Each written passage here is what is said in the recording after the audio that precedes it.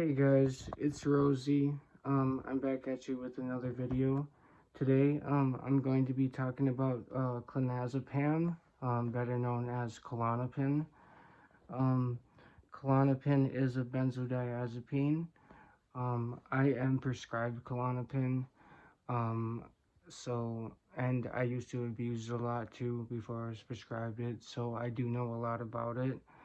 I know what the highs like, I know what the withdrawals like, and we're gonna go over that today. Klonopin was developed in like the 60s, and I think they started selling it around like 1975. And it's a very common prescription. There's like 14 million prescriptions of Klonopin, so there's a lot of people who are prescribed this drug.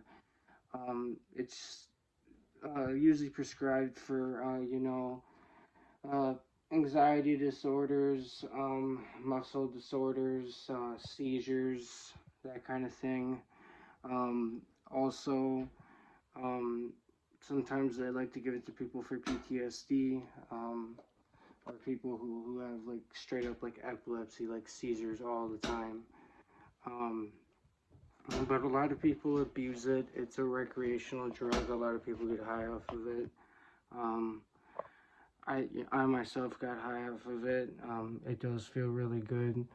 Um, the half-life of Klonopin, the good thing about it, it's not like a fast-acting benzo like Xanax. It's like the half-life is 12 hours, so it lasts about 12 hours. So my Klonopin prescription um, was basically to get me off of street benzos. I was using a lot of RCs and all that, so that's why I was prescribed Klonopin to take to make me not sick. So I take it 0.5 in the morning, and that lasts about 12 hours, and then I take 12 at night, so it's like 20, or yeah, I take one at night, so then it's like another 12 hours, so it's about 24 hours.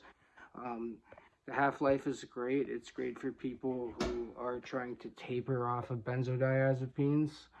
Um, yeah, and it does feel really good and relaxing. Just because it's not a fast acting benzo doesn't mean it doesn't get you really fucked up, especially if you take a lot of it. It gets you nice and that relaxed muscle feeling. You get all warm and tingly. You don't have any anxiety really whatsoever. Um, and then also mix it, a lot of people mix it with opiates, and that makes the high even better. Obviously, I've talked about how people mix benzos and opiates. And then another thing with Klonopin is it seems to be prescribed more than Xanax, which I find is kind of weird because it's pretty strong, you know. Like it does get you pretty fucked up. Um, and the nice thing about it is, like I said, it's great for tapering. If you're trying to get off benzodiazepines, I would either stick with Valium if you can get it, but you got to get a lot of Valium. I'll make a video about Valium as well, but you have to get a lot of Valium, or I would suggest tapering with Klonopin. That would be my number one suggestion, is tapering with Klonopin. Klonopin got me off of a Tizolam, and I was taking upwards of 12 milligrams of Tizolam a day, and that's ridiculous. And I was redosing throughout the day. I was high 24/7 on Tizolam. It was really bad. And then I went into my doctor's, and she prescribed me the benzodiazepine, Klonopin, so I'm not sick really anymore. And it did take some getting used to.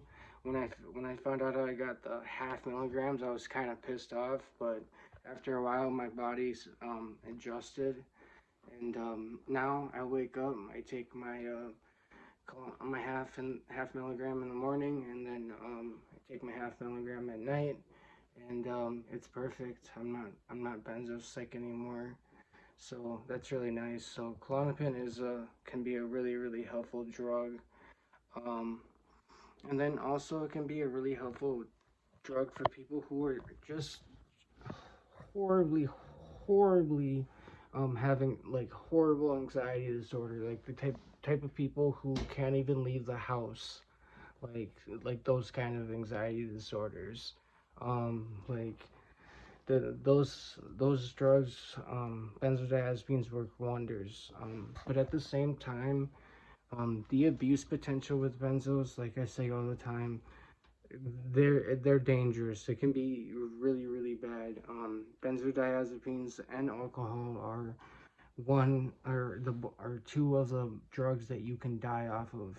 So and it's because it affects your GABA receptors. Alcohol and benzodiazepine affect your GABA receptors. So when your body's so used to it, and then you just cut it off, you can have seizures, and you can die. It's horrible. If you've been taking a lot of Klonopin, like a lot every single day for like a long period of time, I would suggest going into detox, because you can have a seizure, you can die from it. It's not a joke. Um, yeah. Other than that, um, let's see. I'm trying to think. What else? What would I compare it to? I guess it's really not that much. It's a very unique benzodiazepine. It's not like Xanax really, and it's kind of more like, I would say it's more like Valium than Xanax, but I maybe if Xanax and Valium had a baby, that would be Klonopin. I don't know. But yeah. Um, Let me know if you guys like the video. There's gonna be a lot more on the way. Um, I'm gonna do a bunch on the RC, or not the RC, the RX, the prescription benzodiazepines, since I was looking over my videos the other day on my channel, and it seems like all I have is RCs. So I want to do some prescription benzodiazepine videos, and then also I want to do some other drug videos. I wrote down a lot of drugs that I tried that I haven't given you guys a video yet, and I also deleted the cocaine one because of some reasons. um, but I hope you guys enjoy the video. Please leave a like, leave a comment. Let me know how your experience with clonazepam is, and please subscribe.